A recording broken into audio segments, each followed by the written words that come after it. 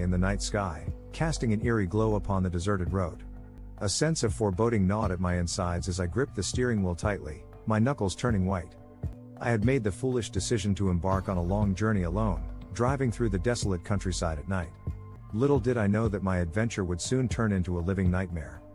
The road stretched endlessly before me, flanked by thick trees that seemed to whisper secrets in the wind. As I pressed onward, a strange feeling washed over me, a sensation that I was being watched.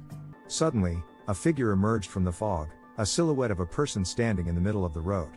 My foot slammed on the brakes, screeching tires echoing through the night. Taking a deep breath, I summoned the courage to roll down the window and call out to the mysterious figure. With trepidation, I stepped out of the car, my legs feeling like jelly. As I approached, a horrifying revelation struck me: there was no face. Just a blank, featureless void where a visage should be. My breath caught in my throat as terror surged through me. I stumbled backward, my feet tangled in the foggy mist, and fell to the ground.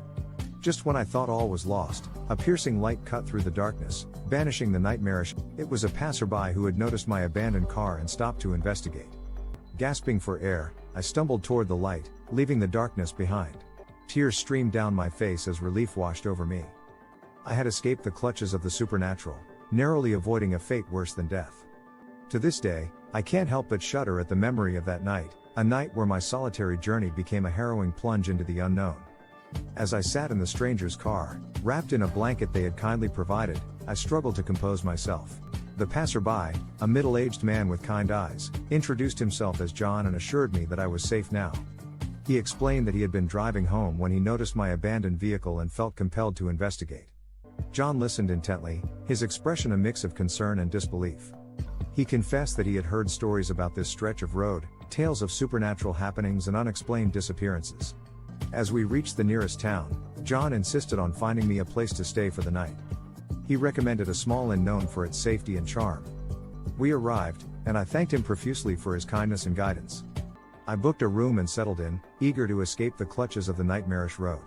However, as I drifted into a restless sleep, plagued by vivid nightmares, I couldn't shake the feeling that something was still amiss. Shadows danced along the walls, taking on sinister shapes that sent shivers down my spine. Whispers echoed through the corridors, their words indiscernible yet filled with an undeniable malevolence. I stumbled out of bed, my heart racing, as a haunting melody drifted through the halls. It was a mournful tune, carried on an unseen wind, and it seeped into my very soul, filling me with an unshakable despair. Driven by a mixture of curiosity and terror, I followed the ethereal sound to its source, a dimly lit parlor at the end of a long corridor. The room was empty, save for a grand piano bathed in an eerie glow. Its keys played themselves, dancing to a macabre melody that echoed through the room. It was a symphony of the damned, played by unseen hands. Frozen in place, I watched in horror as the haunting melody intensified, the notes growing sharper and more dissonant.